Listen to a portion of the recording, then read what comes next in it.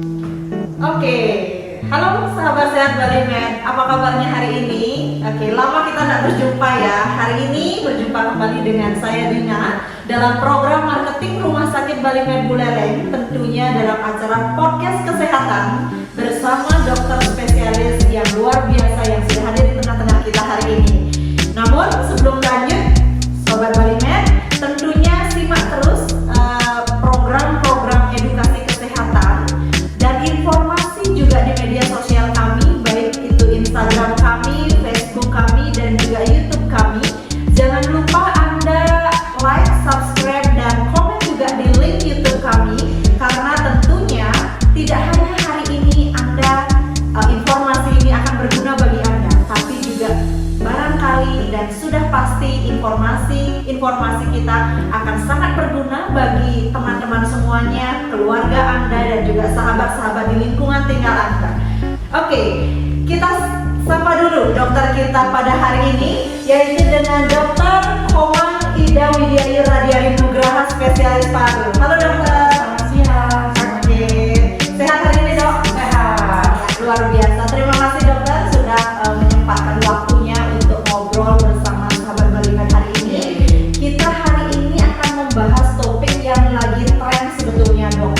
Tidak hanya di area Buleleng, tapi tentunya di seluruh Bali dan juga Indonesia. Rata-rata lingkungan kita tidak bisa keluar dari yang namanya memperhatikan gangguan organ paru-paru kita dok ya.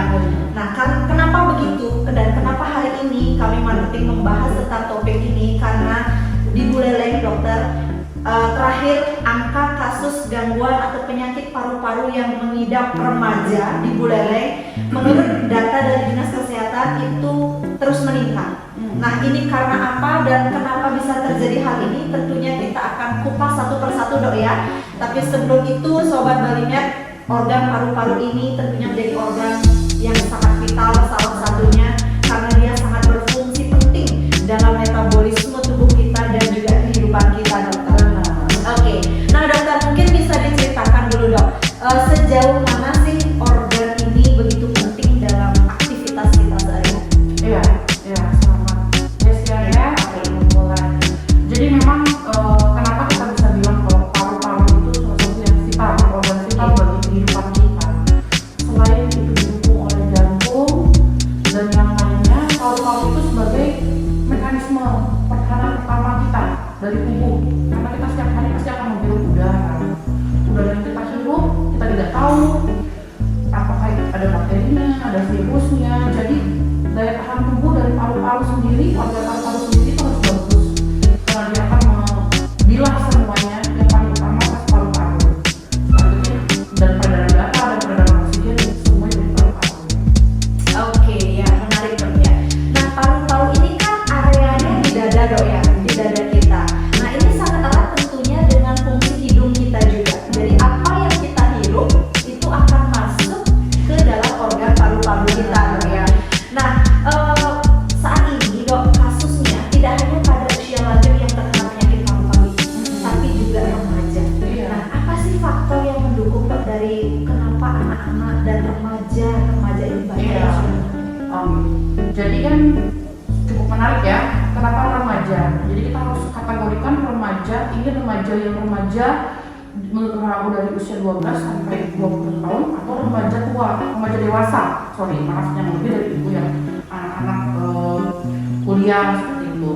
Nah, apa nih faktor kenapa pada saat remaja lebih banyak terkena penyakit paru-paru? Satu, kebiasaan hidup. Banyak anak-anak di bawah usia 18 tahun sudah banyak yang merokok. Yang kedua, infeksi berulang dari saluran nafas atas yang waktu masih kecil mungkin sering dianggap remeh. Jadi itu saluran nafas atas seperti apa saja, sinusitis, laringitis, tonsilitis, yang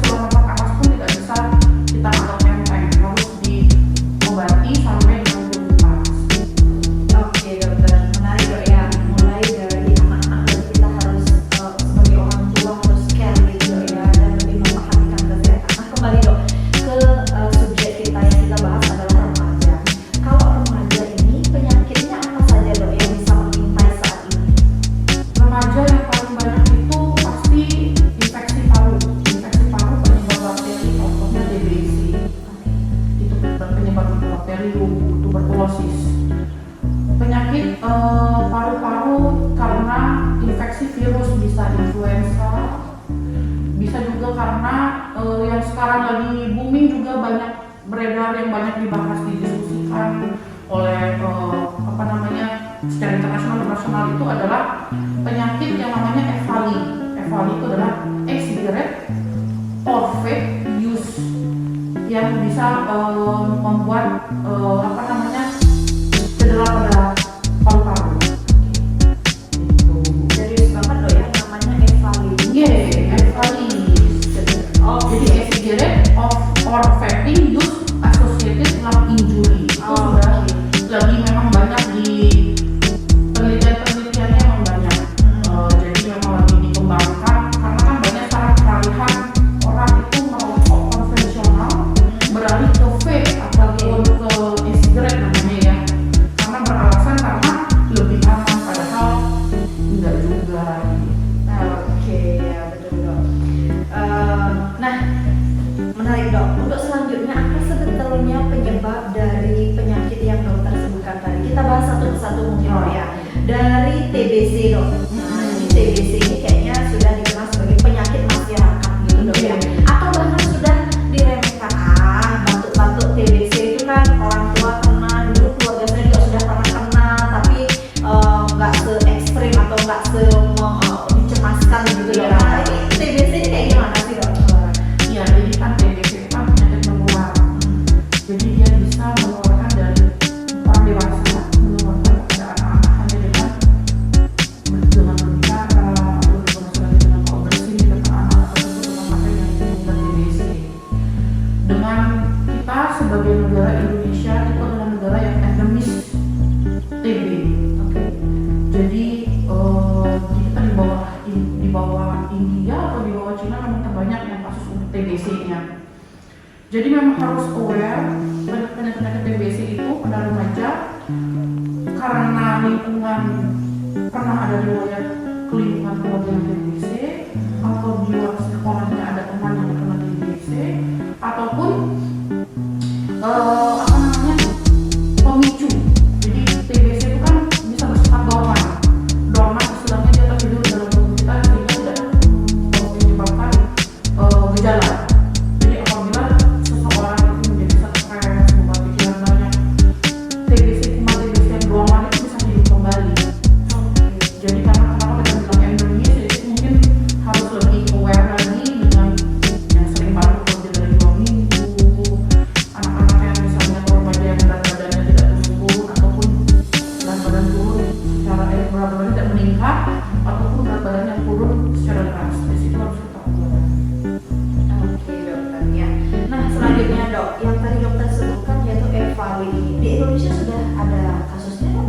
Nah, EVALI ini kan memang sangat sulit ya untuk kita tegakkan karena memang satu lagi EVALI itu dia harus didefinisikan itu dia gejala 90 gejala sesak yang akut atau tiba-tiba, sesak nafas, batuk yang secara tiba-tiba dengan riwayat seseorang itu telah memakai vape selama 90 hari dengan sudah disingkirkan dan tidak kena dari riwayat penyakit paru lainnya dan sudah pernah disingkirkan penyebab-penyebab lainnya seperti penyakit karena kardiovaskular, karena rematik ataupun karena disease yang lainnya yang menyebabkan kondisi tersebut. Jadi memang benar-benar pure dengan riwayat pemakaian vape dan tidak ada penyakit paru lainnya sehingga seseorang tersebut mengalami sesak yang hebat, batuk, dan kemungkinan ada yang lemas, mual muntah, itu hanya gejala-gejala yang karena infeksi.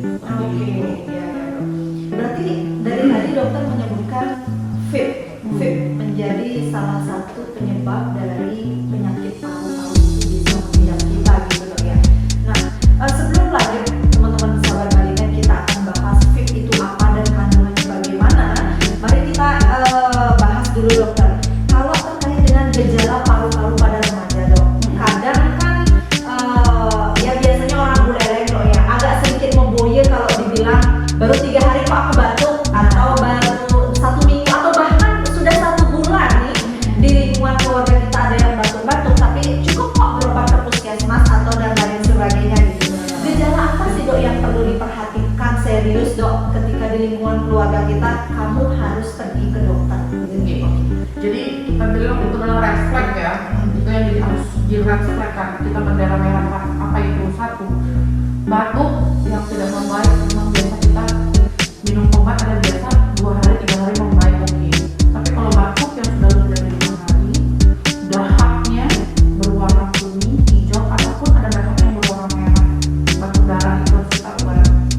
Batuk yang sudah dengan sesak nafas itu kita harus ubah juga. Yang biasa ya aktivitas, kalau kita melihat anak-anak kan bisa mengekspresikan, maksudnya sesak nafas itu kan mereka tidak mengekspresikan, tapi kita bisa lihat dari aktivitas berlari dia langsung ngos-ngosan sedikit, yang tadinya aktif sekali mungkin itu bisa kita lihat dan kita perhatikan lagi. Dan juga pemakaian vape itu kan kandungannya tidak tertulis secara jelas ya, apa saja beda dengan misalnya rokok konvensional itu, jadi yang tidak bisa dikontrol pemakaiannya juga tidak bisa dikontrol vape dibandingkan dengan konvensional. Oke, berarti atau soal balik kita bahas dulu dok ya, karena ini sangat terkait dengan vape gitu dok ya. Ada mungkin beberapa media dok yang memang menyebutkan bahwa ini salah satunya dokter yang di tengah itu vape dan POD. Jangan pernah mulai mengisap rokok elektrik kata remaja yang mengalami kerusakan paru-paru gitu. Nah sebetulnya dok, apa sih perbedaan dari yang mengkonsumsi vape ini dengan rokok konvensional, itu bedanya apa sih dok? Iya, jadi banyak yang tanya kenapa kok pakai vape ataupun dari kalangan kita sendiri ya, teman kita sendiri ya. Oh iya kan saya mau berhenti merokok, jadi itu dijadikan alasan. Jadi ada alasan secara fisiologis dia bahwa saya mau berhenti merokok, jadi saya menguranginya dengan vape, karena dikatakan bahwa vape itu tidak ada kandungan kata ataupun tembakaunya.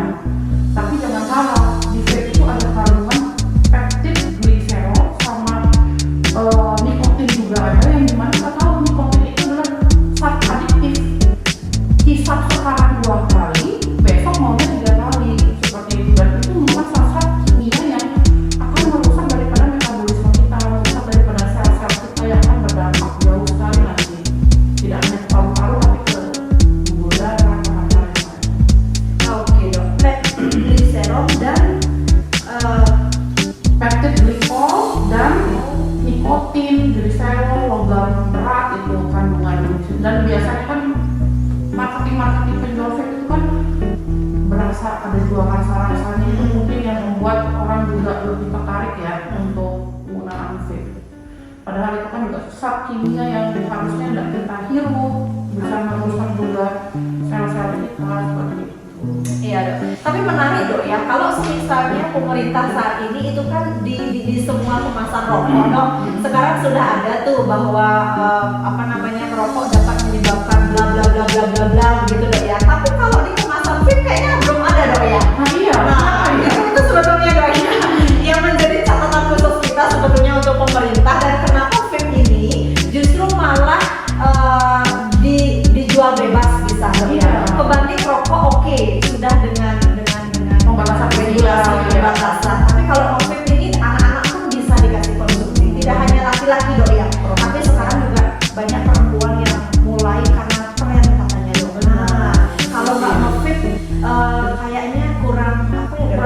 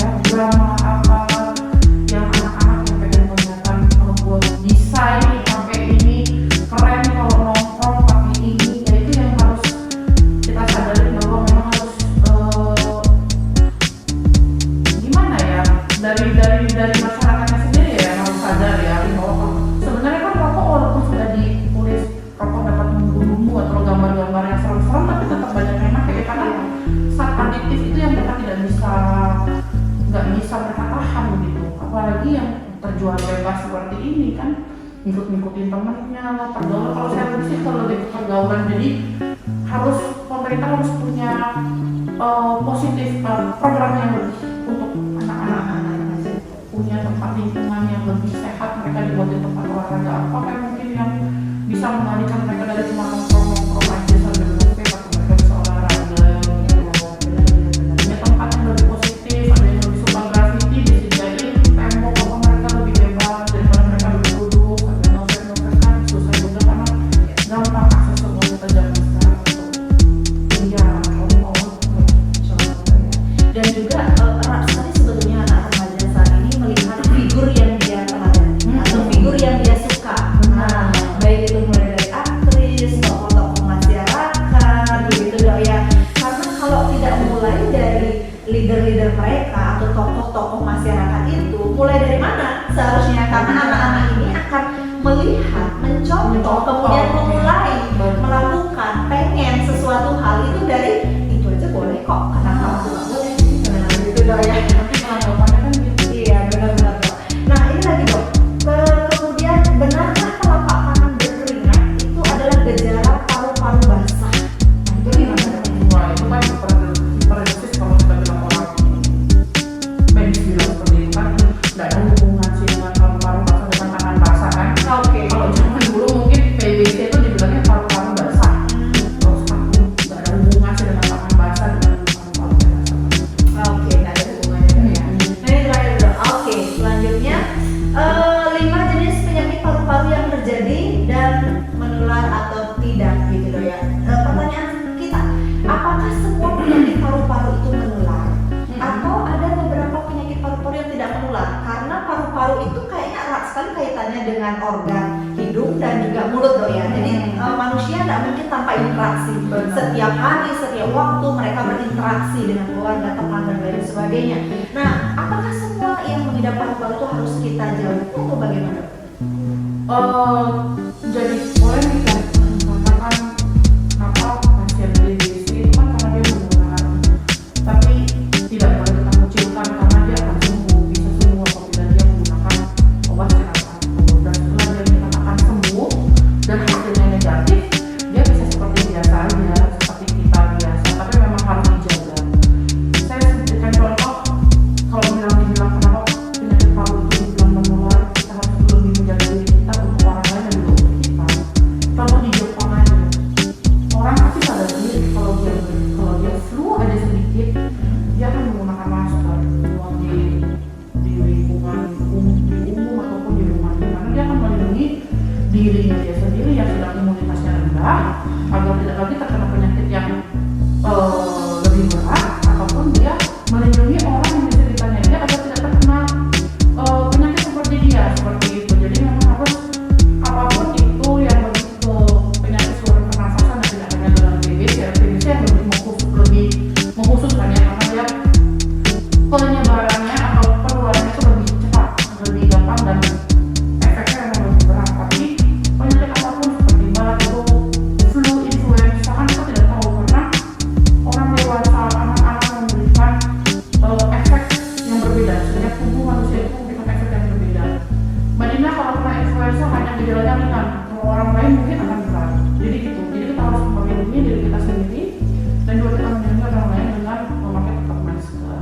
Oke, ya betul dok. Cuman memang perlu sosialisasi Ya, lebih lanjut. Padahal situasinya waktu COVID dok, itu sudah sangat efektif dok ya. Dan Iya. itu harus dibudayakan, dibiasakan untuk masyarakat kita agar selanjutnya mereka dapat hidup dengan kebiasaan baru itu kan gitu, dan tentunya kebiasaan baru yang positif dengan menggunakan masker. Kalau lagi saya sakit, Iya, kalau lagi sakit dok. Oke, kita mau di pasar dok. Oke, kembali lagi dok. Nah, sebelum kita lanjut dokter terkait dengan pengobatan nih dok.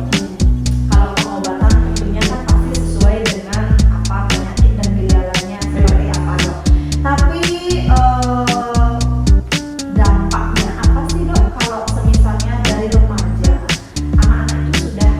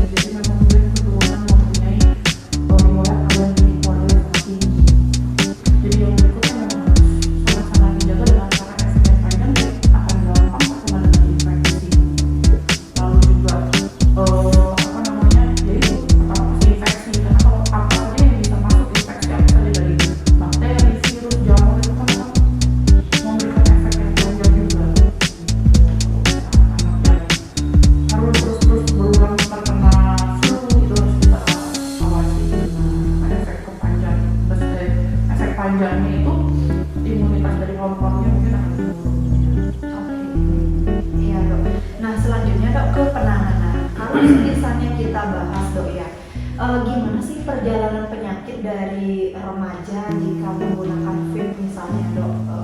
Sorry ya teman-teman sahabat Balimed, karena ini perlu kita bahas dok ya. Gimana sih perjalanan mulai dari kita seseorang mengkonsumsi vape sampai pada rusaknya organ paru-paru yang merupakan organ vital gitu? Oke, jadi vape itu kan dia ada proses pembakaran kan, ada elektrik yang bisa membakar itu sehingga membuat aerosol. Aerosolnya kandungannya seperti dicol, ada protein, ada hirup yang semua penggunaan vape hirup, kan? Dan itu akan menyebabkan sel-sel di paru-paru di mana saluran nafas yang terkena itu dia akan bereaksi. Sama halnya kita simpel berbicara bahwa gini, tidak semua orang itu gampang menerima ada orang asing datang. Pasti kita akan memberikan reaksi, memberikan respon. Sama halnya paru-paru yang sehat dapat saat asing masuk, pasti dia akan memberikan reaksi. Nah, saat asing ini adalah saat yang berbahaya dan dia akan memberikan reaksi yang lumayan intens, lumayan berat sehingga bisa merusak sel-sel di paru-parunya. Ya mungkin di gejala awalnya dia akan menunjukkan daripada ariur yang banyak karena itu merupakan mekanisme pertahanan daripada paru-parunya itu sendiri, sehingga sering lebih batuk atau kalau dengan darah yang timbul banyak kan akan susah ya nafasnya ya, tidak akan plong seperti itu. Jadi itu saat masuk yang kita dia tubuh itu akan asing, pasti dia akan melakukan mekanisme dan itu bisa merusak sel yang sembuh yang baik di dalam paru-paru, sehingga itu yang dikatakan bahwa penyebabnya itu tidak hanya pada paru-paru saja, tapi bisa pada setinggi kanker. Karena apa? Karena kalau kanker itu kan sel yang bermutasi. Sel yang normal karena dia ada efek akan sesuatu yang harus dia jadi membuat dia bermutasi sehingga menjadi kanker. Jadi kankernya di mana saja kalau orang ya, saluran nafas atas, kanker nasofaring, kanker laring, kanker mulut, lidah, paru-paru, uras, Menarik dok ya, dan agak sedikit mengerikan sebetulnya kalau kita tahu dok ya, dan sudah mendengar informasi ini, mungkin bisa disampaikan nih mulai dari lingkungan kita masing-masing, pertemanan, persahabatan, ataupun dengan keluarga. Tapi dok, kalau misalnya kita sebagai teman gitu dok ya, ngasih tahu, kadang kan teman kita tuh tersinggung gitu, atau dia malah ngejauhin kita. Nah itu harusnya gimana sih dok? Kalau dokter pernah mungkin punya pengalaman atau bagaimana? Gimana sih caranya ngasih tahu orang supaya orang itu nggak tersinggung? Keluarga deh dok. iya, ini kan pendekatan kita ya, pendekatan kita sebagai kita yang tahu apapun efeknya itu kan kita tidak boleh judge, bilang jelek loh apapun buat kamu nanti kamu gini itu kan akan membuat orang itu akan defensive ya. Nggak boleh, kita nggak boleh seperti itu. Kita pertama kalau dalam secara ilmu itu kita bisa mengatakan bahwa pendekatan itu ada dari 5A. Pertama kita harus dulu tanya dulu kalau dia ada kemauan ya untuk mau berhenti merokok, kita tanya dulu apakah kamu merokok, terus kita tanya dulu, terus kita assist dia, kamu mau nggak berhenti merokok, kamu ada dalam diri kamu tuh mau nggak berhenti merokok.